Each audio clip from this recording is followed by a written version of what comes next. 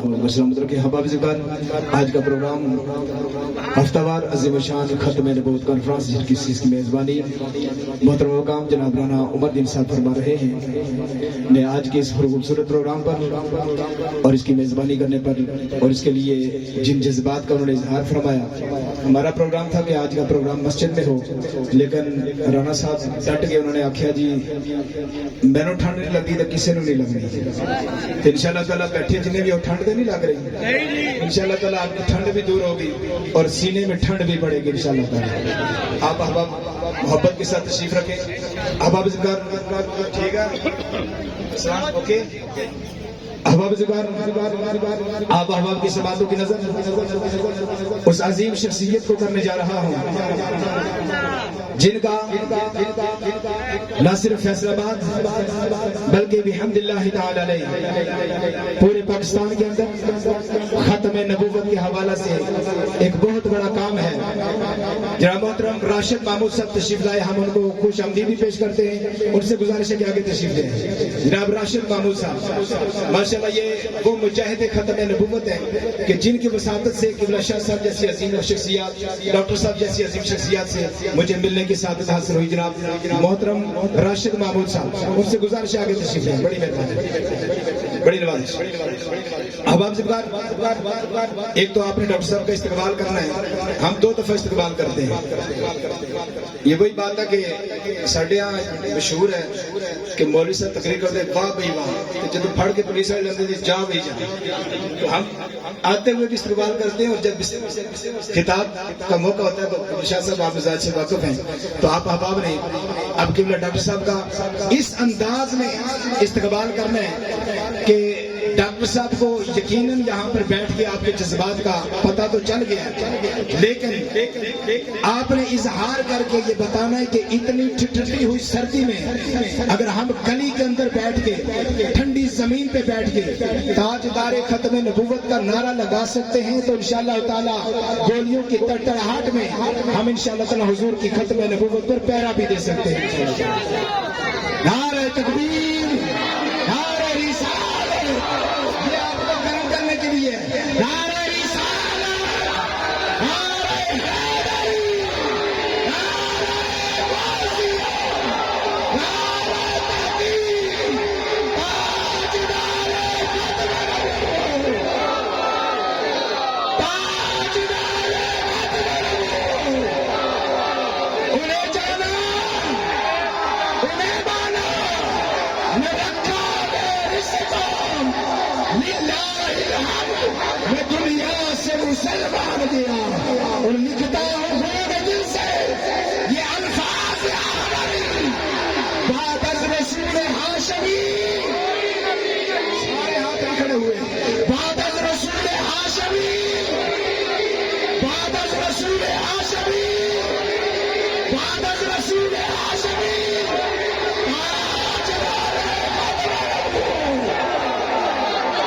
मुस्ताक नबी की एक सजा, मुस्ताक नबी की एक सजा, मिर्ज़ा कमजोर पे लाओ, उसका मारने वालों पे लाओ, जो बड़े लोगों पे बैठ के उसकी पुष्ट बनाई करे पे भी लाओ, वो अदलिया में हो तो उनमें भी लाओ, एस्टैब्लिशमेंट में हो तो उनमें भी लाओ, पुलिस में हो तो उनमें भी लाओ।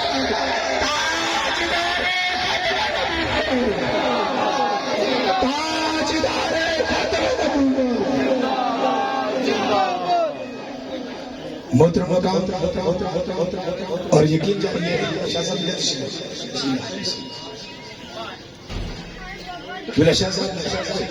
जनाब मोहतरम वक़ाम जनाब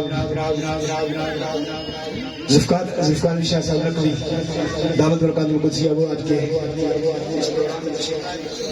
हम समीन कल्ब से उनका शुक्रिया अदा करते हैं। जनाब राणा सजाद साहब बड़ी मेहरबानी, बहुत मेहरबानी, बहुत नवाजिश। ڈاکٹر صاحب یہ دراصل یہ جتنا بھی گلدستہ سجا ہے ملیشہ صاحب کی محبتوں اور ان کی دعاؤں کا صدقہ ہے، کیونکہ انجمن تحفظ ختم نبوت عرصہ دراز سے ختم نبوت کے لیے گراں قدر خدمات ہے ماشاء اللہ کہ شاہ صاحب کی سرپرستی اللہ تعالیٰ شاہ صاحب کو سلامت رکھے۔ احباب ذکر اب میں مائک محترم مقام عزت مآب میرے مسلک کی جان میرے مسلک کی پہچان مجاہد ختم نبوت محترم مقام انجینئر ڈاکٹر حضرت علامہ الحافظ والقاری جناب عطا المصطفیٰ سیالوی صاحب آپ سے ملتمس ہوں کہ آپ ان لوگوں کے جذبات کو دیکھتے ہوئے آپ محبت کے ساتھ اور اپنی دور اندیشی سے اور جس طرح آپ پورے ملک کے اندر چپے چپے اور کریا میں جا کر حضور کی ختم نبوت کے لیے اپنی خدمات پیش فرما رہے ہیں، آج ہماری بھی رہنمائی فرمائی۔ ایک مرتبہ آپ احباب نے نعرے کا جواب دینے تاکہ بنائے قبلہ ڈاکٹر صاحب کے حوالے کرو۔ نعرہ تکبیر، نعرہ رسالت، نعرہ حیدری، تاجدار ختم نبوت، تاجدار ختم نبوت۔ لکھتا ہوں خون دل سے یہ الفاظ ہماری بات از رسول ہاشمی، بات از رسول ہاشمی، بات از رسول ہاشمی، تاجدار ختم نبوت۔ ورثے پہ لعنت، ورثے پہ لعنت، اس کے فرن پہ بھی لعنت، اس کے چھوٹوں پہ بھی لعنت، اس کی عورتوں پہ بھی لعنت، اس کی ماؤں پہ بھی لعنت، جڑا آپ کے سڑی ملے داری ہے اس پہ بھی لعنت۔ تاجدار ختم نبوت مقام جناب انجینئر ڈاکٹر حضرت علامہ مولانا عطا المصطفیٰ سیالوی الحمد لله نحمده ونستعينه ونستغفره ونصلي ونسلم على سيدنا ومولانا محمد نبي الأمي الحبيب الكريم الحنين المبين الرؤوف الرحيم وعلى آله الطيبين الطاهرين المطهرين وعلى أصحابه الهادين المهتدين الذين قاموا بنصرة الدين القويم. أما بعد، أعوذ بالله من الشيطان الرجيم. بسم الله الرحمن الرحيم. وإذا ما أنزلت سورة فمنهم من يقول أيكم زادته هذه إيمانا فأما الذين آمنوا فزادتهم إيمانا وهم يستبشرون. صدق الله مولانا العظيم وصدق رسوله النبي الكريم الأمين ونحن على ذلك لمن الشاهدين والشاكرين والحمد لله رب العالمين. قال الله تبارك وتعالى في القرآن المجيد والفرقان الحميد في شان نبيه ومحبوبه مخبرا وآمرا: إن الله وملائكته يصلون على النبي يا أيها الذين آمنوا صلوا عليه وسلموا تسليما. الصلاة والسلام عليك يا سيدي يا رسول الله وعلى آلك وأصحابك يا سيدي يا حبيب الله. الصلاة والسلام عليك يا سيدي يا رحمة للعالمين وعلى آلك وأصحابك يا سيدي يا خاتم النبيين. حضرات اکرامی قدر محترم المقام حضرت علامہ مولانا مجاہد ختم نبوت حضرت قبلہ تنویر احمد طاہر راٹھور صاحب مدظل العالی اور میرے قلب کی جانب تشریف فرما کے حضرت قبلہ والا شان سید ذوالفقار علی نقوی صاحب دامت برکاتہم القدسیہ اور ہمارے سرپرست ہماری تحریک کے سرپرست اور مجاہدین ختم نبوت کے سرپرست میری مراد حضرت قبلہ علامہ پیر سید علی حسین شاہ صاحب بخاری مدظل العالی اور جڑم والا سے ہمارے پاس حضرت مولانا ندیم قادری صاحب اور ان کے ساتھی کے تشریف لائے اور آپ سب دوست جو یہاں پر موجود ہیں سب دوستوں کو مبارکباد پیش کرتا ہوں. آج کی اس محفل کے جو میزبان ہیں میں نے ان کا نام سنا عمر دین. تو حقیقت یہ ہے کہ اس طرح کے کام کے لیے عمر ہی چاہیے. عمر کے بغیر بات نہیں بنتی. اگر اس طرح کے کام میں بزدل بندہ ہو یا کمپرومائز کرنے والا بندہ ہو وہ چاہیے ہی نہیں. ہمیں وہ بندہ چاہیے جو نام میں تنویر احمد ہی کیوں نہ ہو صفت میں عمر ہونا چاہیے. اور یہ کیسے ہوتا ہے؟ یہ ایسے ہوتا ہے کہ سیدنا عمر فاروق کے جذبات کیا تھے؟ سرکار دو عالم صلی اللہ علیہ وسلم کے قتل کے لیے آپ آئے نا جب اسلام قبول نہیں کیا، لیکن صحبت نبوی صلی اللہ علیہ وآلہ وسلم نے عمر کے ان جذبات کو جب ان جذبات کی طرف گھوڑا تو منافقین کا جواب عمر کی تلوار پر. یہی جذبات موڑنے کا کام ہے اور کوئی کام نہیں، اور یہ صحبت کے بغیر بھی کوئی نہیں. بہرحال یہ تو ضمن ایک بات تھی. میں نے کوئی خطاب نہیں کرنا، نہ مجھے خطاب کرنا آتا ہے. چند ایک باتیں گفتگو اپنے دل کی چند ایک باتیں آپ سے کرنی ہیں. اور آج کی گفتگو کے میں دو حصے کر رہا ہوں. پہلا حصہ تو یہ ہے کہ اس جگہ پہ پروگرام ہو رہا ہے اتنے عرصے سے، تو میں حقیقت بتاؤں کہ اتنی دل کو خوشی ہوئی ہے. اور پھر یہ ہر ہفتے پروگرام ہوتا ہے اور ہفتے میں 2 دن پروگرام ہوتا ہے. سبحان اللہ. آج 2 چیزیں کرنی ہیں. پہلا جو پروگرام کا حصہ ہے اس میں نا میرا بھی ٹیسٹ ہے، آپ سب دوستوں کا بھی ٹیسٹ ہے. ایک چھوٹا سا ٹیسٹ لینا ہے. اور جو دوسرا حصہ نا وہ یہ ہے کہ ہم سارے جو یہاں پہ بیٹھے ہیں بس ہم آ گئے، سن لیا، جذبات بھی ہمارے ابھر گئے اور انہی جذبات کے ساتھ ہم اپنے گھروں کو چلے گئے. کیا بس اتنا ہی ہے کہ آگے بھی ہے؟ آگے بھی ہے. وہ کیا ہے؟ آپ سب دوستوں کا قرآن میں ذکر ہے، وہ پڑھنا ہے. ختم نبوت پہ آپ نے بہت سی تقریریں سن رکھی ہیں، آپ کو وہ آتی بھی ہیں. مرزائیوں کے متعلق بھی پتہ ہے، عقیدہ ختم نبوت کے متعلق بھی پتہ ہے. اس میں سے چند ایک سوال ٹیسٹ کے طور پہ میں عرض کروں گا. اس کے بعد میں آج آپ کو مرزائیوں کا پتہ نہیں بتاؤں گا. حقیقت ہے آج میں قرآن کی روشنی میں آپ کو آپ کا پتہ بتاؤں گا کہ یہ جو ہم یہاں بیٹھتے ہیں تو قرآن ایسے بیٹھنے والوں کا ذکر کرتا ہے، وہ ذکر کریں گے ہم. پہلی بات، اب پہلا حصہ. اچھا آپ لوگوں نے اتنے پروگرام سنے، اتنی ساری محافل کی الحمدللہ. میں تو طالب علم ہوں، علماء کا آپ نے خطاب سنا، پچھلے جمعے آپ نے پیر صاحب کا خطاب سنا. ایک بات میں سوال آپ سے کرتا ہوں کہ ہم یہ جو بات کہتے ہیں کہ مرزا پہ لعنت، اس کے پیروکاروں پہ لعنت، اس کے ساتھیوں پہ لعنت، اس کی خواتین پہ لعنت.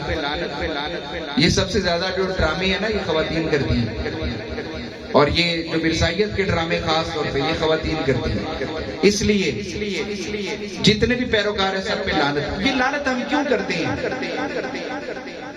اس کی وجہ کیا ہے؟ کوئی بتائے، کوئی نوجوان بتائے اس کی وجہ کیا ہے؟ جو نوجوان کل کالج میں جائے گا، یونیورسٹی میں جائے گا اور آگے میدان عمل میں اترے گا، میں 1-2 مثالیں بھی پیش کروں گا تاکہ ان کو پتہ چلے کہ ہم نے کہاں کہاں سے بچنا ہے اور کیسے بچنا ہے. تو کوئی نوجوان مجھے بتائے کہ یہ ہم لعنت کیوں کرتے ہیں؟ ساڈے نبی دا گستاخ ہے جی. ساڈے نبی دا گستاخ ہے. بہت اچھے. اور جواب کوئی؟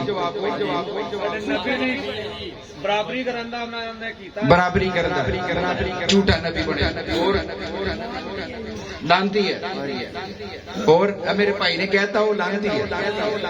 اودی جمن والی تے وی لعنت ہے. صحابہ کرام کی شان، اودی جمن والی تے وی لعنت ہے. اودی جمن والی تے وی لعنت ہے. کردی کیوں ہے؟ انہوں نے کہا جی وہ گستاخ ہے، جھوٹا نبی ہے، کذاب، جھوٹا نبی. ٹھیک ہو گیا. اچھا کذاب دا جڑا لفظ ہے نا علماء کرام تشریف فرمانے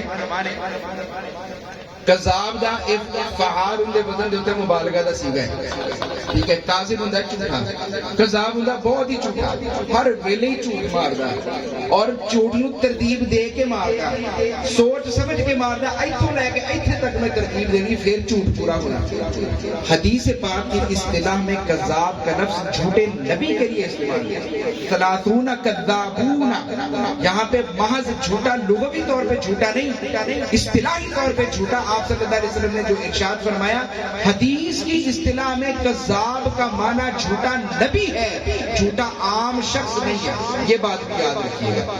اس بات سے بھی پھسلائیں گے آپ کو قادیانی، جب کبھی بات ہو نا وہ یہ کہتے ہیں کہ جھوٹے کا کہا گیا ہے کہ 30 جھوٹے آئیں گے، جھوٹے نبی کا کہا گیا ہے؟ بھائی یہاں کہا گیا ہے کہ حدیث کی لغت میں، ہر علم کی اپنی اصطلاح ہوتی ہے نا، حدیث کی لغت میں، حدیث کی زبان میں کذاب کہتے ہیں جھوٹے نبی کو، اس لیے ہم کہتے ہیں کہ اس جھوٹے نبی پہ لعنت۔ اچھا آپ نے کہا کہ یہ جھوٹا نبی ہے، ایک نے کہا یہ گستاخ رسول ہے، ایک بھائی نے کہا یہ گستاخ صحابہ ہے، یہ ساری باتیں اپنی جگہ پہ ہیں، لیکن لعنت بھیجنے کی جو سب سے بڑی وجہ ہے نا وہ یہ ہے کہ اس کے، چلیں ایک اور سوال، شاید آپ اس بات تک پہنچ جائیں۔ میرا بتلانا یہ مقصود ہے کہ ہم اتنی محفلیں کرتے ہیں، اس کے باوجود ایک بات ایسی ہے کہ جس تک ہم پہنچ نہیں رہے، تو میں اب ایک سوال اور کرتا ہوں، شاید اس سوال سے ہم وہاں تک پہنچ جائیں۔ وہ سوال یہ ہے کہ اس کے دعوے کیا تھے، کہتا کیا تھا وہ؟ جھوٹی نبوت کا دعویٰ تو اس نے کیا، کوئی ترتیب وار اس کے دعوے بتا دے یا بغیر ترتیب کی اس کے دعوے بتا دے کوئی دوست؟ ہاں جی شاباش۔ دعویٰ کیتا ہے جی حضرت محمد جڑے نے غلام محمد دے وچ آئے نے، کانے دے وچ آئے، بہت اچھے، بہت اچھے، قرآن پاک جڑا ہے قادیان چ اتریا۔ اچھا ٹھیک، بہت اچھے، شاباش۔ اچھا اگلی گل، بے شمار ہوں تسی لعنت بھیجنی نا، ہوں تانوں پتہ کیوں بھیج دے، پتہ پہلے بھی سی، میں یہ بھی دساں گا بھی انج کیوں کریدا ہے۔ اچھا اور کوئی مینوں گل دسو۔ اچھا یہ جو بزرگوں نے بات کی ہے نا کہ اس نے جو کہا ہے کہ سرکار دو عالم صلی اللہ علیہ وسلم نعوذ باللہ نقل کفر نباشت غلام احمد میں تشریف لے آئے، اس کو کہتے ہیں حلول کا عقیدہ، کہ حلول کر گئے۔ عیسائی کیا کہتے ہیں کہ نعوذ باللہ اللہ تبارک و تعالی حضرت عیسیٰ میں حلول کر گئے۔ مرزائی کیا کہتے ہیں حضور اکرم صلی اللہ علیہ وسلم حضور جو غلام احمد میں حلول کر گئے، اس کو کہتے ہیں حلول کا عقیدہ۔ حلول سے آگے کی ایک چیز ہے، پھر اس سے آگے کی ایک چیز ہے، یہ تین چیزیں ہیں، ایک چیز نہیں۔ یہ تو آپ نے بہت اچھی بات کی، میں چاہتا ہوں کہ اس سے جو آگے کی چیز ہے وہ بھی مجھے کوئی بتائے، اور اس سے آگے کی جو چیز ہے وہ بھی مجھے بتائے۔ تو اگلا دعویٰ اس کا کیا ہے؟ یہ تو اس نے بات کی، میری شان میں اتری، ٹھیک ہو گیا جی جی بہت اچھا، امام مہدی رحمۃ اللہ علیہ کے والے سے بہت اچھا، ٹھیک ہے، دوسرا یسوع مسیح کے والے سے، ٹھیک ہے، ان کا نزول ہو گیا، ٹھیک ہے، تیسرا آ کے اس نے آخر میں جو کیا وہ محمد صلی اللہ علیہ وسلم کی ختم نبوت پہ ضرب لگانے کی کوشش کی ہے۔ جی جی بالکل ٹھیک، ختم نبوت پہ بھی ضرب لگ رہی ہے، جی جی محمد صلی اللہ علیہ وسلم کی شان اقدس میں گستاخی ہوئی۔ جی بالکل ٹھیک، بہت اچھی بات کی انہوں نے یہ بات کی کہ اس نے پہلا دعویٰ کیا کہ میں مہدی ہوں، پھر اس کی تعویل کی کہ مہدی بمانے ہدایت کرنے والا وہ والا مہدی نہیں کہ جس نے آنا ہے، یہ تعویل کر دی بعد میں۔ پھر اس کے بعد آگے اس نے یسوع مسیح ہونے کا دعویٰ کیا، آج بھی مسیح موعود علیہ السلام کہتے ہیں، وہ اس کو کانے کو مسیح موعود علیہ السلام کہتے ہیں۔ پھر تیسرا جو ہے وہ ختم نبوت کے اوپر اس نے ضرب لگائی۔ بالکل ٹھیک ہے یہ آپ کی باتیں، لیکن جہاں میں لانا چاہ رہا ہوں وہاں تک نہیں ابھی پہنچے، کوئی اور بات اس سے آگے نہیں۔ اب سنیں، یہ سبق ہے آج کا، آج ہم کوئی تقریر نہیں کر رہے، کتاب نہیں کر رہے، آج ہم سبق دہرا رہے ہیں۔ پہلا دعویٰ اس کا یہ تھا کہ میں مجدد ہوں، پھسلایا اس نے کہاں سے؟ جو حدیث پاک ہے کہ ہر صدی کے رأس پہ اللہ تبارک و تعالیٰ دین کی تجدید کے لیے ایک مجدد بھیج رہے ہیں، تو اس نے کہا کہ جو یہ صدی ہے نا، اس کے راز پہ یعنی اس کے سرے پہ، اس کے شروع ہونے پہ جو مجدد ہوں وہ میں ہوں، یہ اس نے پہلا دعویٰ کیا۔ اس کے بعد دوسرا دعویٰ اس نے کیا کہ میں مہدی ہوں، جیسے آپ نے بتایا۔ تیسرا دعویٰ اس نے کیا کہ میں مسیح ہوں۔ پہلے اس نے یہ بھی دعویٰ کیا کہ میں مریم ہوں، یہ بھی بات ذہن میں رکھیے۔ پھر اس نے یہ دعویٰ کیا کہ جیسے سیدنا جبریل امین علیہ السلام نے اللہ تبارک و تعالیٰ کے حکم سے حضرت مریم سلام اللہ تعالیٰ علیہا میں نفخ کیا تھا، نفخ کیا تھا روح کا، فنفخنا فیہ من روحنا، اس نفخ روح کا ایک طریقہ مجھ میں بھی کیا گیا ہے۔ پھر اس نے کہا کہ جی اس نفخ کرنے کے طریقے کے نتیجے میں مریم سے ابن مریم یعنی عیسیٰ بن گیا۔ عقل مانتی ہے اس بات کو؟ نہیں مانتی۔ جو اس طرح کی لا یعنی بے عقلی قسم کی باتیں کرے، نبی تو دور کی بات ایک عام ذی شعور انسان بھی نہیں۔ سمجھ آئی بات؟ اچھا یہاں تک بھی بات رہتی تو ٹھیک ہے۔ اس سے اگلا اس نے دعویٰ کیا جو یہ میرے انکل بیٹھے ہیں بڑے بھائی، انہوں نے ابھی بتایا کہ جی اس نے یہ کہا کہ جی حضور اکرم صلی اللہ علیہ وسلم میں غرور کر گئے۔ اس نے دعویٰ کیا مثلیت محمد صلی اللہ علیہ وسلم، کہ وہ جو محمد صلی اللہ علیہ وسلم 1400 سال پہلے آئے تھے نا، میں ان کی مثل ہوں اور میں تمثیلی محمد ہوں، یہ اس نے دعویٰ کیا۔ اس لیے ہم کہتے ہیں کہ تجھ پہ لعنت ہو کہ سرکار دو عالم صلی اللہ علیہ وآلہ وسلم کے تو خصائص اللہ تبارک و تعالیٰ نے ایسے عطا فرمائے گئے جو کسی اور نبی کو نہیں ملے۔ عام انسان تو کچا کسی اور نبی کے مقدر میں نہیں آ سکے، ارے تو ایسے محمد کی مثل اپنے آپ کو کہتا ہے، ہم تجھ پہ لعنت کرتے ہیں۔ مرزے پہ لعنت، اس کے چاہنے والوں پہ لعنت، اس کے لیے نرم گوشہ رکھنے والوں پہ لعنت۔ تاجدار ختم نبوت، منصب نبیت، منصب نبیت۔ اچھا یہ مثلیت محمد صلی اللہ علیہ وسلم، یہ ہونا جہاں تک بھی کچھ گستاخی کی حد سمجھ میں آتی ہے کہ بندہ اتنا گستاخ ہو سکتا ہے، اس سے جو آگے کی حد ہے وہ سمجھ میں نہیں آتی، اور وہ اصل وجہ ہے کہ ہم اس کے چیلوں چڑکوں پہ ہر پہ لعنت کرتے ہیں۔ اس نے آگے مثلیت محمد، یہ لفظ یاد رکھیے گا، مثل سے مثلیت، اس نے آگے مثلیت محمد کو چھوڑ کے عینیت محمد کا بھی دعویٰ کیا کہ عین وہی محمد میں ہے۔ اس لیے ہم کہتے ہیں کہ مرزے پہ لعنت۔ آپ تشریف رکھیں۔ اس لیے ہم کہتے ہیں کہ مرزے پہ لعنت، کیونکہ اب یہ عین محمد ہونے کا دعویٰ کر رہا ہے۔ بھئی بات یہ ہے کہ سرکار دو عالم صلی اللہ علیہ وآلہ وسلم آپ کا عکس اور پرتو کوئی نہیں ہو سکتا، مثلیت کا عین ہونا کیسے ممکن ہو سکتا ہے؟ جو شخص ایسی باتیں کریں گے اس کا پاگل پاگل پاگل پاگل پاگل۔ اب اس کو میں ریلیٹ کرتا ہوں، مجھے ایک بات یاد آ گئی۔ حضور اکرم صلی اللہ علیہ وسلم کے دور میں بھی ایک دعویٰ نبوت، بلکہ دو دعوے نبوت ہوئے۔ اچھا وہ جو دعوی نبوت کرنے والے لوگ تھے، مرزا ان سے بھی بدتر ہے۔ جو حضور کے دور میں لوگ جنہوں نے دعوی نبوت کیا، مرزا ان سے بھی بدتر ہے۔ وجہ کیا ہے؟ وجہ یہ کہ جس نے اسود عنسی نے حضور صلی اللہ علیہ وسلم کے دور میں دعوی نبوت کیا تھا، تو اس نے حضور اکرم صلی اللہ علیہ وسلم کو ایک خط لکھا۔ میری بات سمجھ میں آ رہی ہے؟ اچھا کوئی جوش ہے، کتابت نہیں ہے، صرف سمجھانے کی باتیں ہیں، سمجھنے کی باتیں ہیں۔ آپ لوگوں سے تو ہم نے خود سمجھنا ہے۔ اسود عنسی نے دعویٰ کیا، اس نے حضور اکرم صلی اللہ علیہ وسلم کو خط لکھا۔ وہ خط سیرت نگاروں نے سیرت کی کتابوں میں لکھا ہے، ڈاکٹر حمید اللہ نے اس کا متن اور باقی سیرت نگاروں نے اس کو جو ہے وہ بھی لکھا اپنی کتابوں میں۔ اس نے اس خط میں کیا لکھا؟ اس نے اس خط میں یہ لکھا کہ آپ میرے ساتھ نبوت میں پارٹنرشپ کر لیں، میرے ساتھ نبوت میں پارٹنرشپ کر لیں، شراکت کر لیں، آدھی نبوت آپ کی آدھی میری۔ یعنی وہ اس کو ایک بزنس سمجھ رہا تھا نا کہ جی آدھی نبوت آپ کی آدھی میری، میں رہوں گا آپ کے تابع، بس آپ فرما دیں کہ یہ بھی نبی ہے. نعوذ باللہ علیہ باللہ. اس سے بدتر دعویٰ ہے مرزا کا کہ میں عین محمد ہوں. یعنی اس نے کہا کہ آج سے 1400 سال پہلے جو محمد مدینہ میں آئے تھے آج وہی محمد قادیان میں آئے ہیں. یہ عینیت محمد صلی اللہ علیہ وسلم کا دعویٰ ایسا ہے کہ جس نے اس کو کہیں کا نہیں چھوڑا، اسفل السافلین کے درجے میں پہنچا دیا اور جہنم کے آخری گڑھے میں جہنم کا ایندھن بنا دیا اس شخص کو.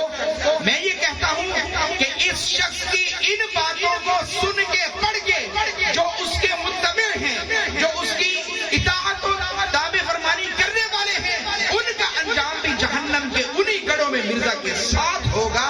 اس لیے ہم کہتے ہیں کہ اس کے چیلوں چڑکوں پہ تو اب یہ بات اب اس سے آگے ایک بات اور عرض کرتا ہوں، پھر آج کی گفتگو کے دوسرے حصے کی طرف آؤں گا. وہ بات یہ ہے کہ ایک بات ذہن نشین کر لیجئے، جو ہمارے نوجوان ساتھی ہیں وہ خاص طور پہ جتنی بڑی منزل ہو قربانی اتنی بڑی لینی پڑی. سب سے پہلے مجاہد ختم نبوت مجاہد اعظم کون ہیں؟ بولیے. سیدنا ابو بکر صدیق رضی اللہ تعالیٰ عنہ سب سے پہلے مجاہد ختم نبوت. ہم یہ جو بیٹھے ہیں ہم ان کی اتباع میں بیٹھے ہیں، ان کی سنت میں بیٹھے ہیں، ان کے ایام میں ان کی اس سنت کو ہم زندہ کیے بیٹھے. اس میں ہمارا کوئی کمال ہے؟ ہماری جگہ کوئی اور بیٹھ سکتا ہے. میں ایک بات کرتا ہوں، سادہ سی ایک بات ہے سمجھنے کے لیے، کہ اگر ہم اپنے آپ پہ فخر کرنا شروع کر دیں نا تو صرف اتنا سوچ لیں کہ یہ قریبی ربوہ ہے، ہم بھی کسی کے گھر پیدا ہو سکتے ہیں.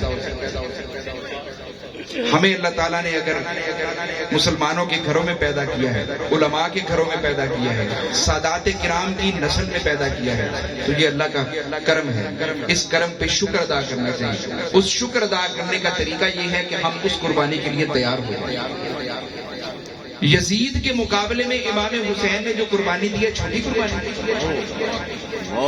6 ماہ کے ننھے علی اصغر کو اپنے ہاتھوں پہ جو شہید کروایا ہے تو وہاں تعویلیں بن سکتی ہیں، لیکن حسین نے ہمیں کیا بتلایا کہ جب دین ایسی قربانی مانگے تو کسی تعویل کو سامنے نہیں لے کر آنا، قربانی کو سامنے لے کر آنا. تبھی تو یزید کا کلا کما ہوا، ورنہ لوگ کہتے کہ حسین نے نعوذ باللہ یہاں تعویل کی تھی، لہذا تعویل کی ہر جگہ گنجائش ممکن ہے. صدیق اکبر نے جو جنگ یمامہ میں لشکر بھیجا تھا، اس لشکر نے جو سب سے بڑی قربانی دی وہ جانتی ہے کیا قربانی تھی؟ وہ قربانی یہ تھی کہ اس وقت میں سب سے زیادہ حافظ قرآن اس جنگ میں شہید ہوئے وہ جنگ یمامہ. جھوٹے نبی کے خلاف علم جہاد بلند کرتے ہوئے جو جنگ لڑی گئی، اس جنگ میں سب سے زیادہ حفاظ کرام شہید ہوئے. جب حافظوں کی بہت زیادہ تعداد اس جنگ میں شہادت پا چکی، تب جو اس وقت کے جیورسٹ تھے انہوں نے حضرت سیدنا ابو بکر صدیق کی معیت میں، آپ کی سرپرستی میں یہ فیصلہ کیا کہ قرآن مجید کو کتابی شکل میں اکٹھا کر دینا چاہیے. انہوں نے یہ نہیں کہا، کہنا تو یہ چاہیے تھا اوہو کتنے حافظ شہید ہو گئے ہیں، اب اگلا کوئی ایسا لشکر ہونا اس میں حافظ نہ جائے. کہنا تو یہ چاہیے تھا کہ اس میں حافظ نہ جائے، حافظ بڑے شہید ہو گئے، حافظ نہ جائے تاکہ حافظ بچے رہیں اور قرآن پاک ہم ان سے سنتے رہیں اور ہمیں قرآن پاک ازبر رہے. یہ نہیں کیا. انہوں نے کہا حافظ قرآن ہی جائیں گے، علماء دین ہی جائیں گے، صحابہ کرام ہی جائیں گے. ہاں متبادل یہ کرو کہ قرآن مجید کو کتابی شکل میں لے آؤ تاکہ قرآن محفوظ ہو جائے. قرآن محفوظ ہوگا تو سب کچھ محفوظ ہوگا. حافظ قرآن اور صحابی حضور اکرم صلی اللہ علیہ وآلہ وسلم کی ختم نبوت پہ پہرا دیتے ہوئے شہید ہوتے رہیں گے، اپنے خون کا نذرانہ پیش کرتے رہیں گے. یہ ہمیں صحابہ کا درس ہے جو اسوہ صدیقی سے ملتا ہے. تو میرے بھائیوں اس لیے اس قربانی کے لیے تیار ہو جائیں. ہمیں بہت ساری باتیں سننی پڑے گی، ہم بھی سنتے ہیں، بہت ساری باتیں سننی پڑے گی. یہ مولوی قسم کا بندہ ہے، یہ کنزرویٹو مائنڈ سیٹ کا بندہ ہے، دقیانوس قسم کا آدمی، آج بھی کہتا ہے ان کو ان کے دین پہ نہ رہنے دو، وغیرہ وغیرہ. ان سوالوں کو آپ ازبر کر لیں. ایک جواب اس کا میں عرض کر دیتا ہوں. جو ہمارے نوجوان موجود ہیں، مجھے ایک سوال کا جواب دیں. عیسائی کو انگریزی میں کہتے ہیں کرسچن، اور یہودی کو انگریزی میں کہتے ہیں جیو. آپ سے اگر کوئی عیسائی یا کوئی غیر مذہب یہ سوال کرے کہ جی احمدی مسلم بھی تو مسلم، یہ سوال کیا جاتا ہے عام طور پہ. ہم نیٹ پہ دیکھتے ہیں احمدیہ مسلم کمیونٹی، احمدی مسلم کمیونٹی، یہ لفظ ہمیں دیکھنے کو پڑھنے کو ملتے ہیں. اس کا جواب سنو، اور یہ بھی آج کے سبق میں شامل ہے. جواب اس کا یہ ہے کہ کیا اس دنیا میں ممکن ہے کہ کوئی جیوش کرسچن ہو؟ میرا جو میں نے لفظ بولا یہ سمجھیں آپ، جیوش کرسچن ہو یعنی ایسا عیسائی ہو جو یہودی بھی ہو، ممکن ہے؟ اچھا، کوئی ایسا شخص ہو جو کرسچن جیو ہو، ایسا یہودی کے جو عیسائی بھی ہو. تو بھئی جیسے کوئی یہودی عیسائی نہیں ہو سکتا، عیسائی یہودی نہیں ہو سکتا، یا ہم کہیں کہ کوئی ایسا سکھ ہو جو ہندو بھی ہو، تو بالکل ایسے ہی کوئی احمدی مسلم نہیں ہو سکتا. یہ بات ذہن میں رکھیں. یہ طلباء کے لیے بات ہے، اسٹوڈنٹس کے لیے بات ہے. کالج میں، یونیورسٹی میں جب آپ سے کوئی بات کرے، انہیں کہنے بات یہ ہے کہ آپ ہمیں یہ بتائیں کہ فلاں پاپ صاحب کیا ہیں؟ کرسچن ہیں. تو کیا وہ جیوش کرسچن ہو سکتے ہیں؟ انہوں نے انجیل پڑھی ہے، اولڈ ٹیسٹمنٹ بھی پڑھا ہوگا، ہیبریو میں جو جیوز کی جو کتاب ہے وہ بھی پڑھی ہوگی. کیا ان کو ہم جیوش کرسچن کہہ سکتے ہیں؟ یعنی ایسا عیسائی کے جو یہودی بھی ہو، وہ کہے گا یہ کیسے پاسبل ہے؟ آپ کمکلوں والی بات کرتے ہیں.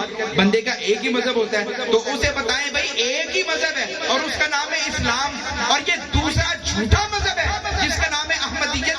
تو جیسے جو جیوش کرسچن نہیں ہو سکتا، ایسے کوئی احمدی مسلم کیسے ہو سکتا؟ اس دھوکے سے بھی باہر رہنا ہے. اس کا یہ جواب دینا ہے. اس کا کوئی جواب نہیں ہے، کیونکہ ایسا ممکن ہی نہیں ہے. یہ جو ادیان کا مطالعہ ہے، اس کے لیے جو پوری دنیا میں جو لفظ استعمال ہوتا ہے نا، وہ ہے تھیولوجی.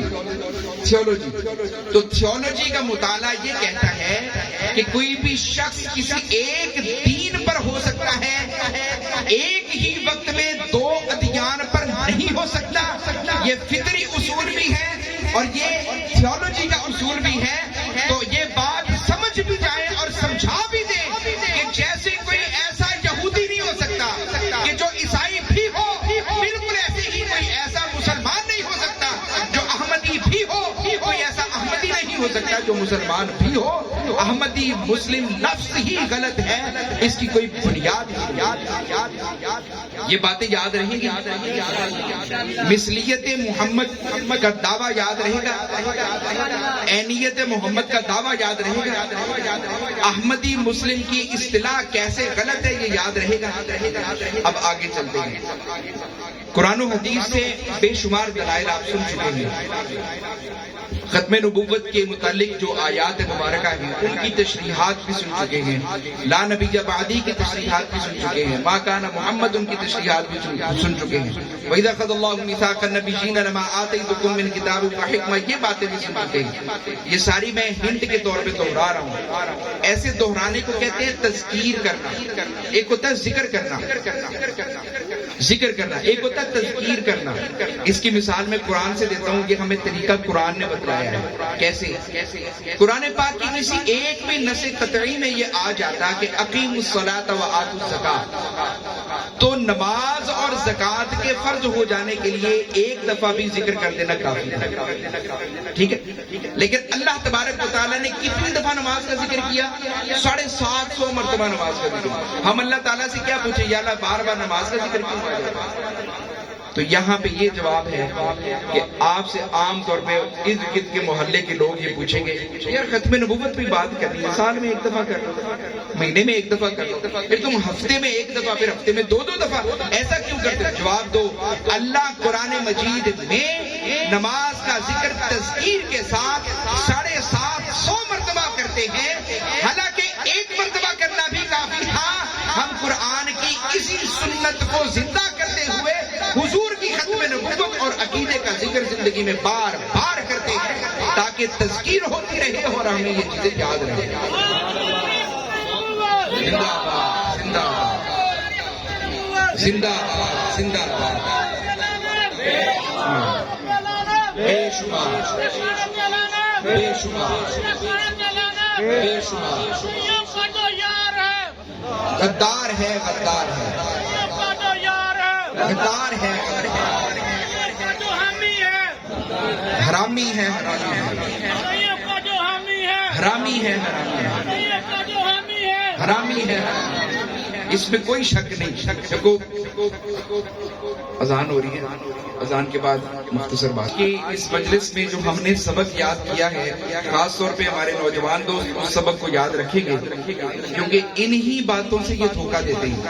کالجز میں، یونیورسٹیز میں، ہاسٹل کے اندر میں نے 2003 کا ایک واقعہ انجینئرنگ یونیورسٹی لاہور کا میں آپ کو عرض کرتا ہوں، ہم وہاں پہ پڑھا کرتے تھے، تو یہ لوگ ہمیں پتہ چلا کہ اب 5-6 لوگ قادیانی ہیں، تو ہم نے کہا کہ ان کا کمرہ بھی ایک علیحدہ کر دو، ان کے برتن بھی ایک علیحدہ کر دو۔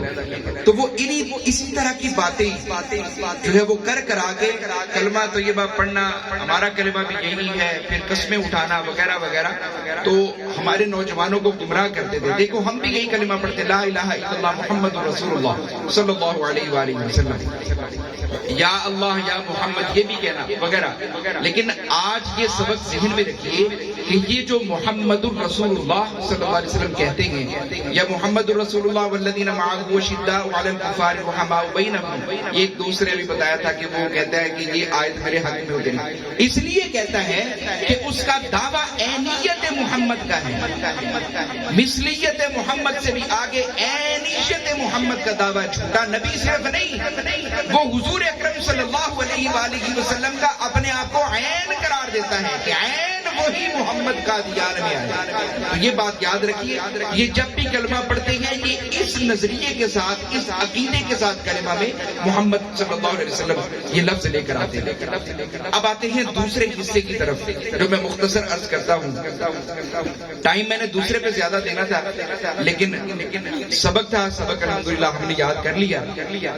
آپ لوگ جو یہاں پر بیٹھے ہیں اور ہر ہفتے میں 2 محفلیں ہوتی ہیں تو سبق بھی یاد کرتے ہیں، آج بھی ہم نے یاد کر لیا۔ قرآن مجید میں اللہ تبارک و تعالیٰ نے یوں بیٹھنے والوں کا ذکر کیا، وہ ذکر میں آپ کو سنانا چاہتا ہوں تاکہ آپ کو یہ ذہن میں رہے کہ ہم یہ جو آتے ہیں نا، آنے والے لوگ ان لوگوں میں شامل ہیں جن کا قرآن نے ذکر کیا۔ اب ذکر کیسے کیا؟ ہم اتنے عظیم لوگ ہیں اس حوالے میں، یقین جانیے میں نے پہلے بات کی، اس میں ہمارا کوئی کمال نہیں ہے، میں نے پہلے عرض کیا ہم کسی مرزائی کے گھر پیدا ہو سکتے ہیں، یہ حقیقت بات ہے، ہمارے باپ دادا میں سے تو پھسلا ہوتا، آج ہم بھی پھسلے ہوتے، یا اگر ہمیں تنویر احمد طاہر صاحب، علامہ صاحب کے جیسے لوگوں کی صحبت نہ ملتی، بھٹکتی ہوتی، کسی نے 4 باتیں سنائی ہوتی اور ایسے بھٹکتے ہیں۔ فیصل آباد کا ایک نعت خوان ہے، بڑا مشہور، بہت پرانا نعت خوان ہے، میں جانتا ہوں کیونکہ 1994 سے میرا بھی نعت خوانی سے تعلق ہے، تو میں اس کا نام نہیں لیتا، اتنا بتاتا ہوں کہ اس نعت خان کی بہن قادیانی ہوتی، اس نے پچھلے سال کی بات ہے مجھے فون کیا، کہتے جی میری بھی بہن ہے تو آپ کی بھی بہن ہے، میں نے کہا جی نعت خان ہے، وہ ایک سلسلے میں بیعت ہے، گھر میں پورے لوگ جو ہیں وہ ایک خانقاہ سے منفصل ہے لیکن وہ خاتون قادیانی ہو گئی، ٹھیک ہے، تو یہ ممکن ہے، مگر اللہ کا فضل ہے کہ ہم یہاں پر بیٹھے ہیں، بار بار یہ ذکر کرتے ہیں۔ اللہ تبارک و تعالیٰ نے ایسے بیٹھنے والوں کا قرآن مجید میں ذکر کیا ہے سنیے سورۃ التوبہ کے آخری رکوع کی ایک آیت میں نے تلاوت کی تھی، اس کی مختصر ترجمہ تشریح سیاق و سباق عرض کر کے اجازت چاہتا ہوں۔ اللہ تبارک و تعالیٰ نے ارشاد فرمایا وَإِذَا مَا أُنزِلَتْ سُورَةٌ فَمِنْهُمْ مَنْ يَقُولُ أَيُّكُمْ زَادَتْهُ هَٰذِهِ إِيمَانًا فَأَمَّا الَّذِينَ آمَنُوا فَزَادَتْهُمْ إِيمَانًا وَهُمْ يَسْتَبْشِرُونَ کہ یہ جیسے آج ہم محفل سجا کے بیٹھے ہیں نا، حضور اکرم صلی اللہ علیہ وسلم کی ظاہری حیات طیبہ میں بھی ایسی محفل سج جایا کرتی ہے۔ حضور کی ظاہری حیات طیبہ میں بھی ایسی محفل سج جایا کرتی ہے۔ کب؟ وَإِذَا مَا أُنزِلَتْ سُورَةٌ، جب کوئی قرآن مجید کی سورت نازل ہوتی یا جب کوئی قرآن پاک کی آیت نازل ہوتی تو حضور اکرم صلی اللہ علیہ وسلم کے صحابہ ان کا جمع غفیر حضور کے گرد ہوتا۔ آپ صلی اللہ علیہ وآلہ وسلم، توجہ سے سنیے، آپ صلی اللہ علیہ وسلم اس محفل میں موجود لوگوں کو قرآن مجید کی آیت کے متعلق، سورت کے متعلق ارشاد فرماتے اور وہ اس تعلیم کو حاصل کرنے کے بعد عمل کرنے کی نیت سے حضور اکرم صلی اللہ علیہ وسلم کے سامنے بیعت تو کر چکے تھے، پہلے کی بیعت ہو چکی، دل دماغ من اور تن تو اپنا حضور کے قدموں میں بیچ ہی چکے تھے، مگر اس کا اعادہ کرتے اور میدان عمل میں اتر جاتے۔ اللہ تبارک و تعالیٰ نے فرمایا کہ یہ جو محفل سجی تھی نا، جب حضور صلی اللہ علیہ وسلم پر وحی نازل ہوتی، آپ کے ارد گرد لوگ موجود ہوتے، اللہ تعالیٰ نے قرآن پاک پر ارشاد فرمایا، یہ کوئی کہانی نہیں ہے، کہ اس محفل میں بیٹھنے والے لوگ دو طرح کے ہوا کرتے۔ پہلی طرح کے وہی لوگ ہیں جیسے آپ لوگ، ان کی نشانی اللہ نے بتلائی، وہ کیا کرتے تھے؟ فَأَمَّا الَّذِينَ آمَنُوا، بات یہ کرتے تھے وَإِذَا مَا أُنزِلَتْ سُورَةٌ فَمِنْهُمْ مَنْ يَقُولُ أَيُّكُمْ زَادَتْهُ هَٰذِهِ إِيمَانًا۔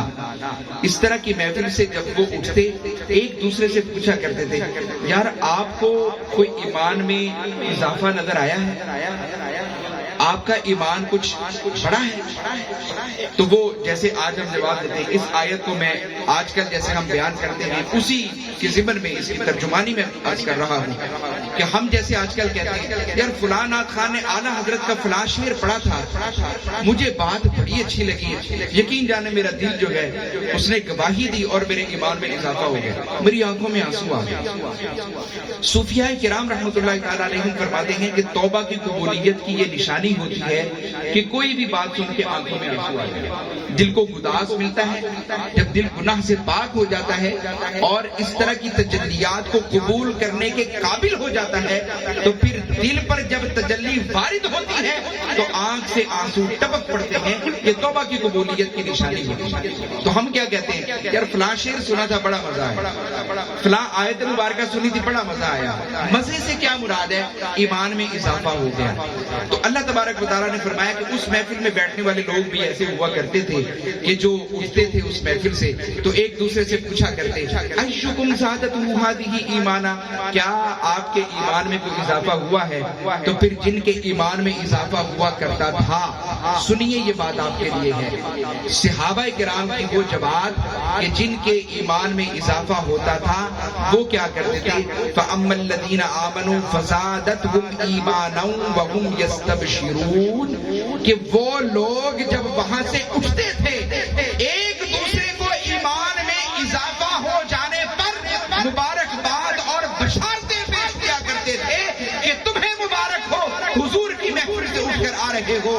میں اسی آیت کا مصداق آپ لوگوں کو مبارکباد پیش کرتا ہوں کہ تم لوگوں کو مبارک ہو کہ ہر ہفتے میں 2 مرتبہ ایسے محفل میں بیٹھتے ہو کہ جو ایمان میں اضافے کا ساتھ نعرہ تکبیر، نعرہ رسالت، نعرہ حیدری، نعرہ غوثیہ، تاجدار ختم نبوت،